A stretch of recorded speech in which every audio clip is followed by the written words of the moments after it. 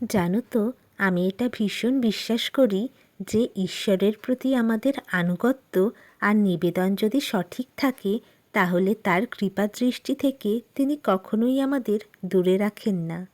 পশ্চিমবঙ্গ থেকে উত্তরপ্রদেশের প্রয়াগরাজের উদ্দেশ্যে আমরা রওনা দিয়েছিলাম 10 তারিখ বেলা 10টার সময়।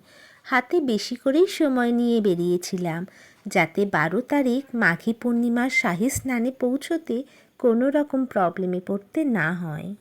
গন্তব্যস্থলের যত কাছে এগোচ্ছিলাম ততই মনের কোণে একটা পজিটিভ এনার্জি কাজ করছিল। একে ঈশ্বরের প্রতি টান বা আকর্ষণ বলে কিনা জানি না, তবে নিজেকে অনেক লাকি ফিল হচ্ছিল।